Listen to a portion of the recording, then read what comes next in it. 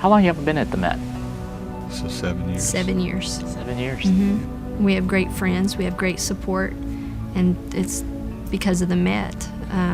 We've met here. We've been in Bible studies with people, just come in contact with. We have a great support group, a great family here. And that's our whole mission statement, is connecting people to God and one another. I think some people, when they come here, they think that's just what we put on the wall. And so why don't you talk about that? How did you get started? How did, aren't you in a small group too? Oh, absolutely. We co-lead a home group. And again, it's just a great group of people, of these couples, that we just come together and we watch a video and do a little bit of a study, but we come together and we pray together and we tell each other, what's going on. And again, just another opportunity to support each other. I know you were leaning on those people through this past year of what you were going through. Why don't you tell a little bit about that story? Well, we adopted a little girl. We had started on this path to become foster parents, and because we felt like our family wasn't complete. So we were going through the process, filling out the mounds and mounds of paperwork, going through all the classes, and there were many times when we wondered, are we doing the right thing? Is this, really, what we're supposed to be doing? And we just kept thinking, we're going to be faithful, and we're going to go the way God's leading us. And so we kept walking that path, and between Thanksgiving and Christmas, a year and a half ago, a friend of a friend called us and asked if we were interested in a baby, and we pretty much said no.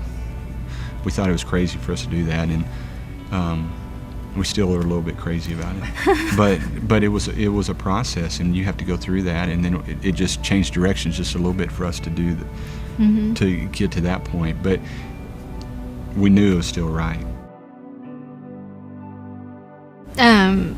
So we had been with the birth mom, and after Avery's birth, by law, the birth mom has 48 hours. And then after the 48 hours, she can sign the papers to relinquish her rights. And so that day, we had been with the birth mom and with Avery. And really the whole time, it was just the three of us just loving on Avery the whole time. It was so cool. And so that day, we knew the hour was coming up that the papers were going to be signed. And it was just like, the elephant in the room, and it was just getting bigger and bigger, and my stomach was hurting, and we knew it was coming. And we were just getting we were outside, it was raining, and we're crying. I wasn't. Okay, you weren't. I was crying. And we are getting text after text. Texts were just flooding in.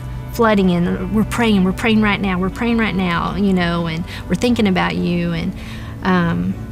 And Mary had called, and so I was actually talking to her, and then another friend was calling and leaving me a voicemail of she was praying over the voicemail, and it was just nonstop, and it's exactly what we needed to kind of get us through that time, because it was 45 minutes to an hour where she was signing those papers. And not that we were worried she was going to change her mind, it was just you can't there's not a class you take that prepares you for that. Not one of them prepared us for that hour.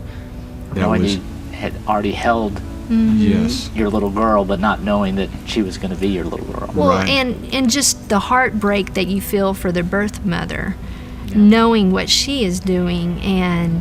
But she had made, like we said, she was at peace, and she had made that decision, and she wasn't wavering, and we weren't either, obviously. But just the thought, and we weren't prepared.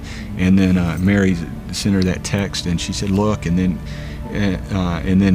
Caroline called her on the phone, and so she had to listen to that voicemail, and it's Caroline praying at the exact time, and my parents are calling her, and her mom's calling, it's just again, it's that support group that we have at our church family, our support group, our community, whatever you want to call it.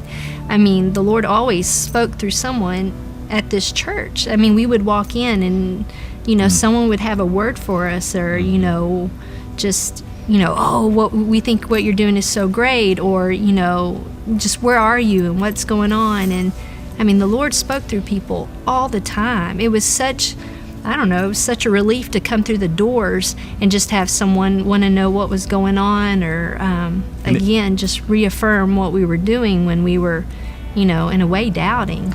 And it could be days that we were doubting, we were kind of struggling with it, and it would be, a person walk up and just say, hey, we're praying for y'all, or hey, how are things going, like Don was saying. Or it could be a day that we were excited, and then they come and they see how excited we are and they join in our excitement. But it was either end of the spectrum. If we were doubting it, or if we just needed somebody just to hug our neck, because we were excited, then God pushed someone in our way as we came through the door or came into this wonderful church.